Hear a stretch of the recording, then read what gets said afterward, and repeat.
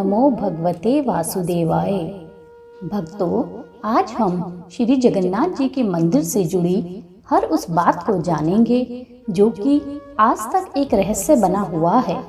जगन्नाथ मंदिर ओडिशा राज्य में स्थित है। पुराणों में इसे धरती का वैकुंठ भी कहा गया है। यह भगवान विष्णु के 4 धामों में से एक धाम है। इसे श्री क्षेत्र, श्री पुरुषोत्तम, शंख क्षेत्र, नीलांचल, नीलगिरी और श्री जगन्नाथपुरी भी कहते हैं। हिंदू धर्म में त्रिदेवों में से एक भगवान विष्णु के अवतार श्री कृष्ण ही भगवान जगन्नाथ जी हैं।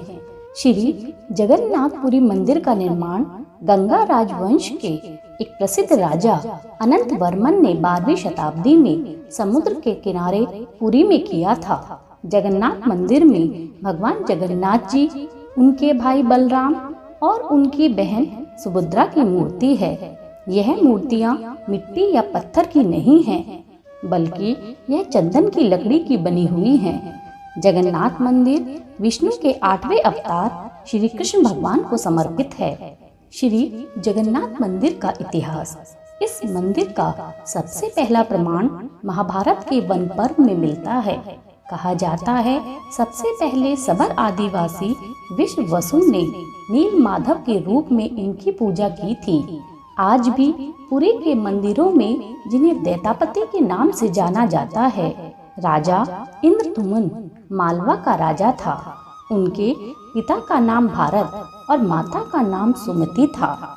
एक रात भगवान विष्णु ने राजा को स्वप्न में दर्शन दिए और कहा, नीलांचल पर्वत की एक गुफा में मेरी एक मूर्ति है, उसे नील माधव कहते हैं।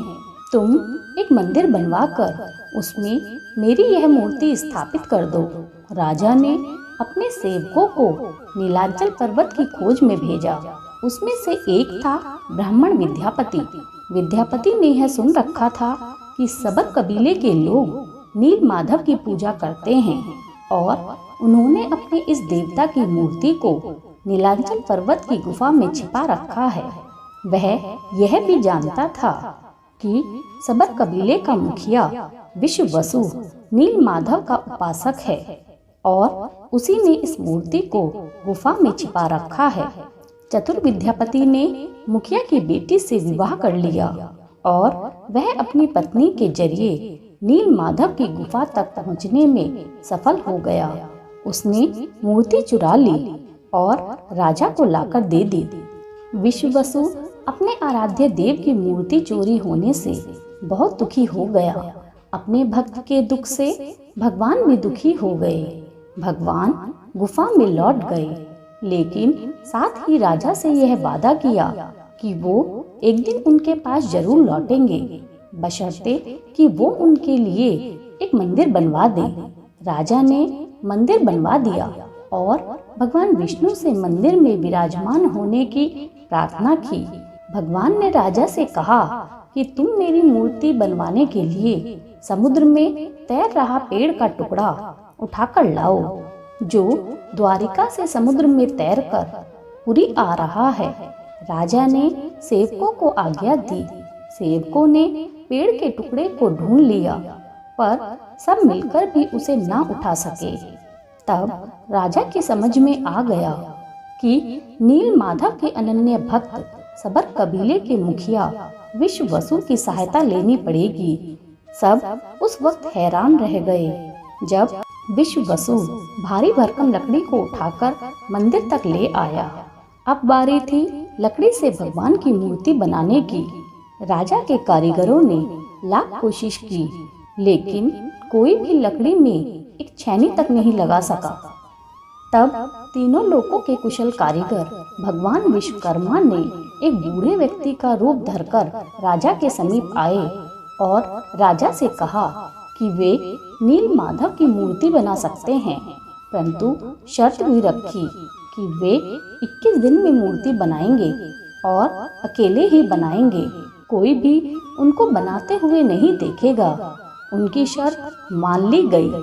कुछ दिनों तक कमरे से छेनी और हथौड़े की आवाज आती रही, परंतु कुछ समय बाद आवाज आनी बंद हो गई।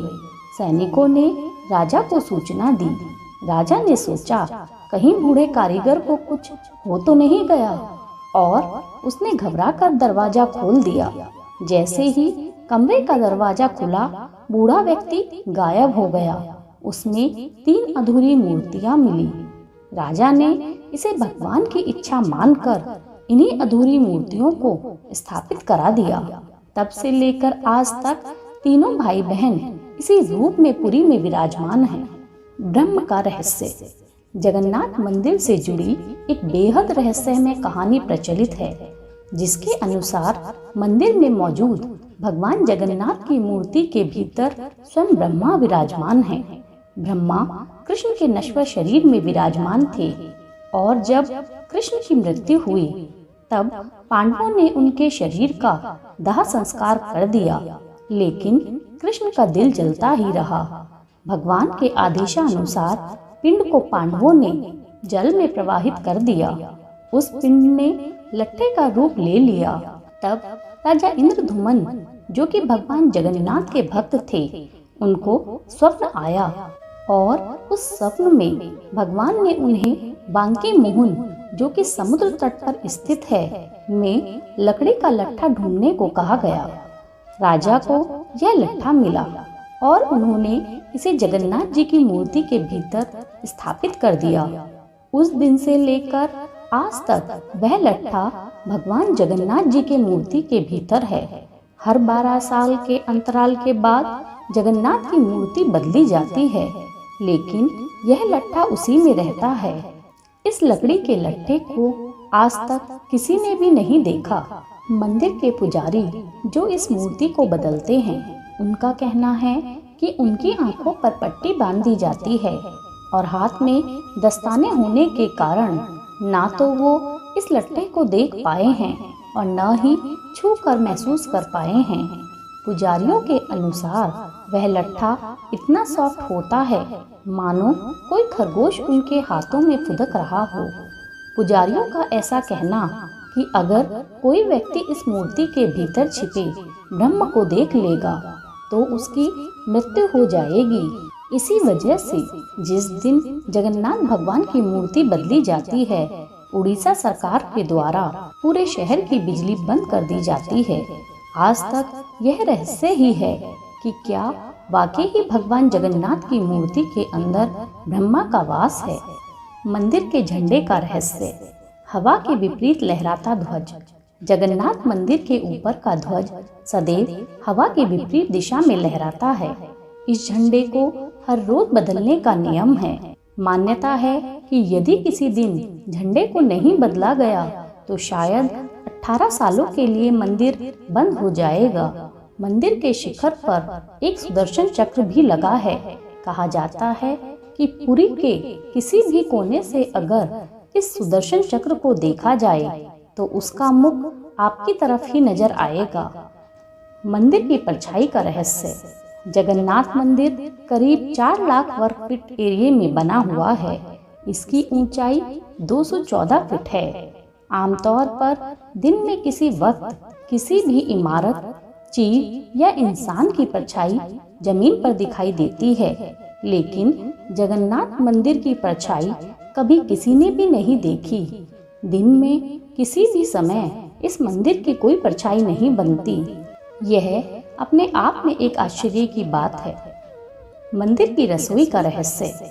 कहा जाता है जगन्नाथ मंदिर में दुनिया की सबसे बड़ी रसोई है। इस रसोई में 500 रसोइया और 300 उसके सहयोगी काम करते हैं। इस रसोई से जुड़ा एक रहस्य है कि यहाँ चाहे लाखों भक्त आ जाएं, कभी प्रसाद कम नहीं पड़ा। लेकिन जैसे ही मंदिर के कपाट बंद होने का समय आता है, प्रसाद अपने आप खत्म हो जाता है। यानी यहाँ प्रसाद कभी व्यर्थ नहीं होता है। इसके अलावा मंदिर में जो प्रसाद बनता है वो लकड़ी के चूल्हे पर बनाया जाता है। यह प्रसाद 7 बर्तनों को सीढ़ी की तरह एक के ऊपर एक रखकर बनाया जाता है। सबसे हैरानी की बात यह है कि जो बर्तन सबसे ऊपर यानी 7वें नंबर पर होता है, उसका प्रसाद सबसे पहले बनकर तैयार हो जाता है। इसके बाद छठे, पांचवें, चौथे, तीसरे, दूसरे और पहले यानी सबसे नीचे के बर्तन का प्रसाद तैयार होता है, जो कि आश्चर्य की बात है। सिंह द्वार का रहस्य। जैसा कि आप सब जानते हैं, जगन्नाथ धाम समुद्र के किनारे पर स्थित है। कहा जाता है जब तक सिंह द्वार के अंदर कदम नहीं जाता तब तक समुद्र की लहरों की आवाज साफ सुनाई देती है, लेकिन जैसे ही सिंह द्वार के अंदर कदम जाता है लहरों की आवाज आनी बंद हो जाती है।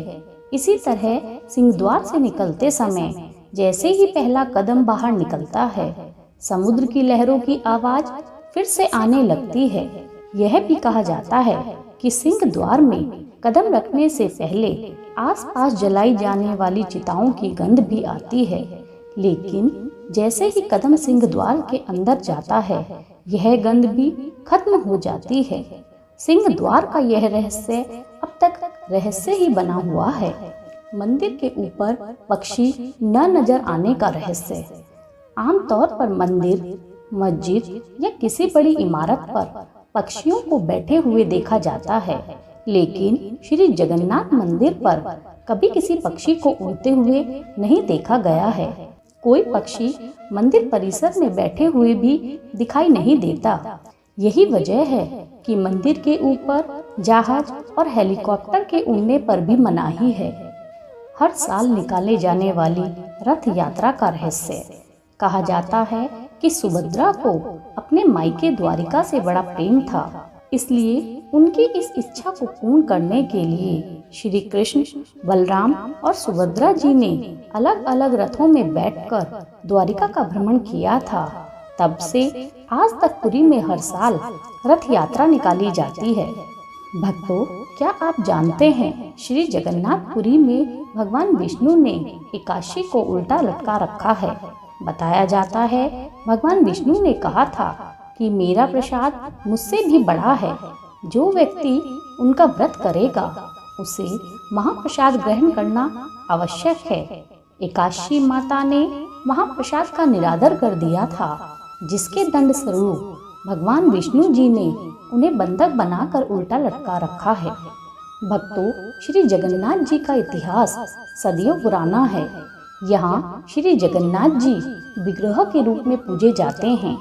श्रद्धा और भक्ति के साथ देश विदेश से अनेकों श्रद्धालु इनके दर्शनों के लिए आते हैं, क्योंकि मानव शरीर को धारण कर लेना ही मनुष्यता की पहचान नहीं है। विवेकशीलता से धर्म का पालन करने वाला ही सच्चा मनुष्य कहलाता है। ओम नमो भगवते वासुदेवाय।